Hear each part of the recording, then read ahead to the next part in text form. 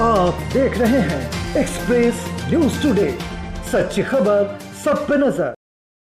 निस्बत के भारतीय जनता पार्टी कार्यकर्ताओं के और वो जलियांवाला बाग की स्मरण कर रहे हैं, क्योंकि इसके पहले देखिए नारायणपुर में भी पुलिस के थानेदार एसपी के साथ किस प्रकार से वो मारपीट किए, कवर्धा में किस प्रकार से किए, भारतीय जनता युवा मोर्चा के प्रदर्शन में किस प्रकार से पुलिस वालों के साथ उन्होंने दुर्व्यवहार किया। तो वो उनका मकसद आवास नहीं था, उनका मकसद ये था कि यहाँ लॉ एंड ऑर्डर की स्थिति खराब हो, और इसलिए जलियांवाला बाग की याद कर रहे हैं। अंग्रेज़ों ने बहुत बर्बरता की थी और ये अंग्रेज़ों को मानने वाले लोग हैं, डिवाइड एंड रूल, और इसलिए इस प्रकार के बयान दिए हैं। और मैं बहुत हतप्रभ हूँ कि इस प्रकार से उन्होंने बयान दिया है। आवास के मामले में रमन सिंह जी बार बार ट्वीट करते हैं कि 16 लाख है। मैं आज भी सदन में मैंने कहा कि 16 लाख है तो वो आवेदन दें। आज तक के आप लोगों ने देखा होगा कि जब भी कोई धरना प्रदर्शन होता है तो ज्ञापन दिया जाता है, लेकिन भारतीय जनता पार्टी 16 लाख के आंकड़े हैं, उनके पास आवेदन है तो दीजिए ना, फॉर्म तो भरवाएं आप, वो फॉर्म दो सरकार के पास, हम उसकी वेरिफिकेशन करेंगे, उसकी जांच करेंगे और पात्र हितग्राही को देंगे। और इसीलिए जो आज रवि चौबे जी ने बजट प्रस्तुत किया उसमें 3,200 करोड़ की व्यवस्था की, तो जो 18 लाख जो पात्र हितग्राही थे उसके मकान बनेंगे, वो बजट में प्रावधानित है। लेकिन उसके अतिरिक्त जो नए हितग्राही हैं, यदि जनगणना होता, आर्थिक सर्वेक्षण होता, भारत सरकार ने नहीं कराया और उसके कारण से हमारे गरीब लोग उसका खामियाजा भोग रहे हैं, तो खामियाजा भोग रहे हैं तो इसको मिलना चाहिए कि नहीं मिलना चाहिए।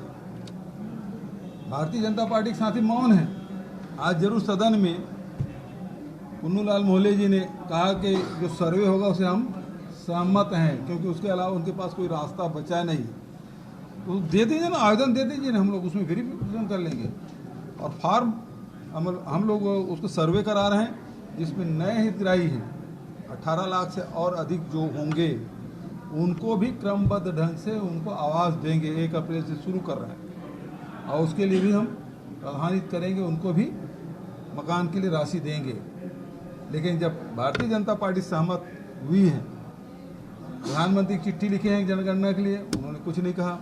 लेकिन भारतीय जनता पार्टी के एक सदस्य ने कहा, लेकिन उसके नेता प्रतिपक्ष या उसकी पार्टी के अध्यक्ष ने इस मामले में अभी तक के मौन साधा है। मैं उनसे पूछना चाहता हूं, पुन्नूलाल मोहल्ले ने सहमति दे दी, क्या भारतीय जनता पार्टी के अध्यक्ष आदरणीय अरुण साहू जी पुन्नूलाल मोहल्ले जी के बयान से सहमत हैं? क्या नारायण चंदेल जी उसकी बात से सहमत हैं? तो नेता प्रतिपक्ष हैं हमारे, तो नए सर्वे करा रहे हैं, उसमें उसकी सहमति है कि नहीं? और जिस प्रकार से बयान दिए हैं उसकी मैं निंदा करता हूँ।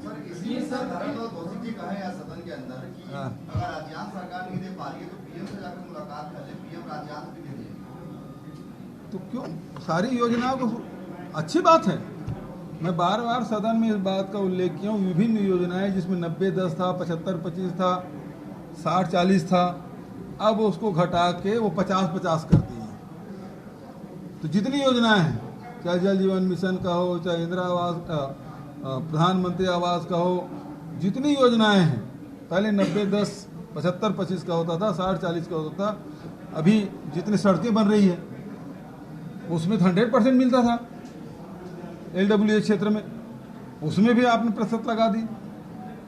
तो अच्छी बात है, हम तो एक बार नहीं 10 बार चलेंगे। चलिए, समय लीजिए, बिल्कुल जाएंगे और पूरा 100% दे दें हम, हमारे लिए तो अच्छी बात है। उन गरीबों के लिए दूसरी योजना बना लेंगे, हम राशि दे दें। और यदि ऐसा धर्मलाल कौशिक जी कहते हैं, मैं उसको स्वागत करता हूँ। सर, ये राहुल गांधी जी के द्वारा जब लंदन में भाषण दिया गया, उसको बीजेपी मुद्दा बना रही है। 4 दिनों से संसद में हंगामा हो रहा है। ये तो पहली बार है कि सत्ता पक्ष हंगामा कर रही है। ऐसा लोकसभा में पहली बार देख रहे हैं। विपक्ष पे आरोप लगता था कि विपक्ष सदन नहीं चलने दे रहा है। पहली बार ऐसा हो रहा है कि सत्ता पक्ष सदन नहीं चलने दे रहा है।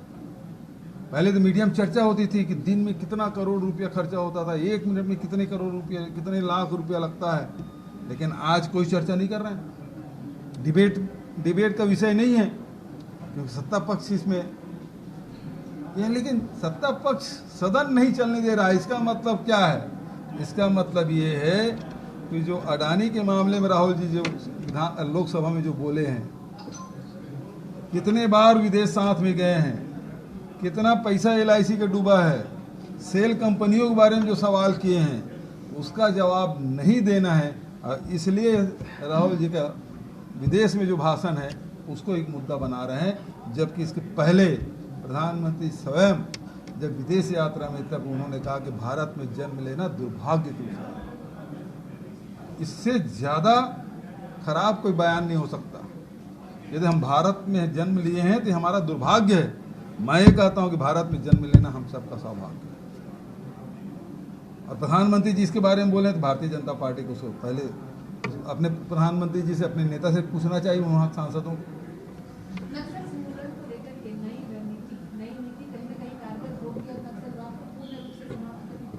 बिल्कुल उसमें लगे हुए हैं। जितने भी पुनर्वास योजना है उसकी नीति है, उसके लिए आज कैबिनेट में पास हुआ है। और जो पुरानी जो नीति थी उसमें काफ़ी सुधार किया गया है और उसमें काफ़ी लाभदायक होगा।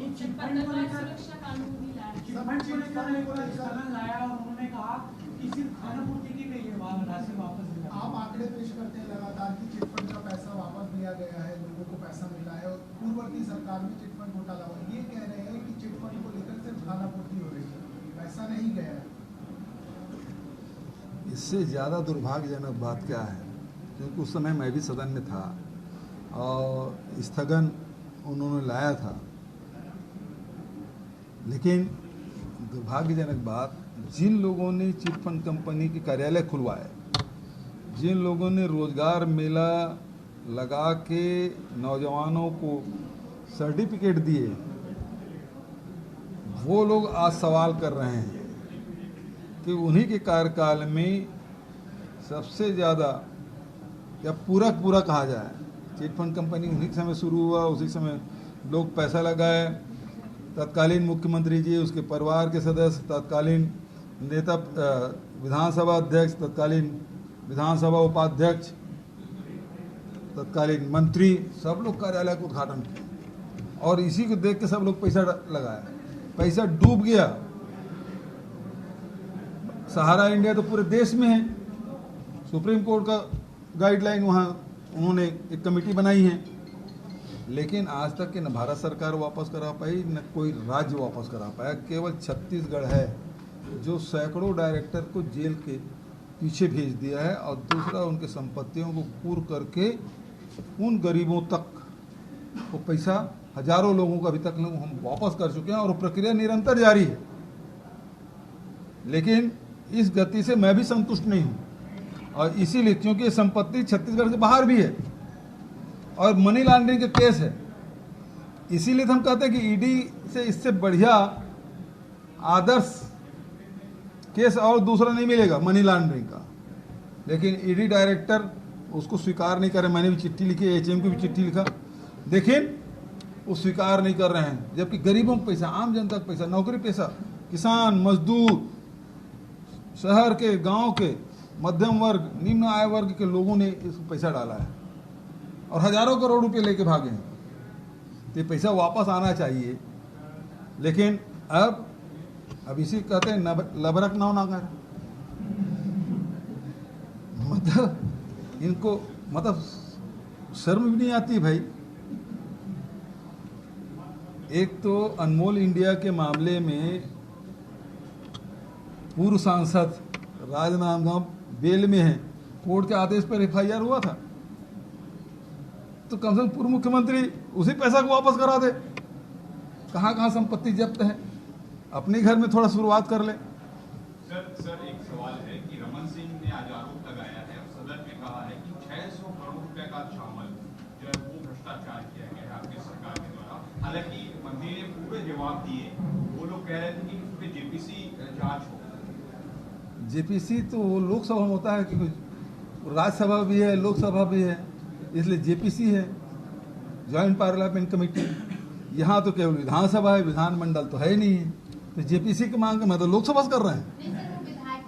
विधानसभा देखिए, इसकी कोई आवश्यकता नहीं। मंत्री जी ने पूरा जवाब दे दिया। जहाँ जहाँ गड़बड़ियाँ हैं, जहाँ सरप्लस है, जहाँ डिफिसिट है, उसके रिकवरी के लिए, जहाँ डिफिसिट है रिकवरी के लिए उन्होंने आदेश दे दिया है। और रमन सिंह जी का आजकल ठीक नहीं है भाई। 16-18 लाख मकान हैं बोले उसी कार्यकाल में, 8 लाख खुद बना लिए, तो 16 लाख कहाँ से बच गया भाई? कहाँ से आंकड़े आ गए? बार बार मीडिया में बोलते हैं 11 लाख स्वीकृत कर दिए, मतलब 8 लाख के बाद उसमें 3 लाख और स्वीकृत हो गए, तो 11 लाख बचे। 7 लाख के 3,200 करोड़ रुपए हमने बजट में एलोकेट कर दिया। आज वो प्रस्ताव भी पारित हो गया चौबे जी के विभाग में, तो 7 लाख बचे, उसके लिए हमने पैसा कर दिया। अब 16 लाख कौन सा है? तो वो थोड़ा दिग्भ्रमित हो गए हैं आजकल, उम्र का असर हो गया है। और इस कारण से अब उनको वो नान घोटाला लगता है। जब उसके कार्यकाल में जब नोटों की वर्षा होती थी ऑफिस से, कार्यालय में जो फाइल थे उसमें नोटों की वर्षा होती थी, तो उसको लगता है कि इसी बहाने फिर से कहीं सत्ता में आ जाऊं। तो वो मुंगेरी लाल के हसीन सपने देख रहे हैं, उसकी पार्टी वाले उसको चेहरा नहीं बना रहे हैं।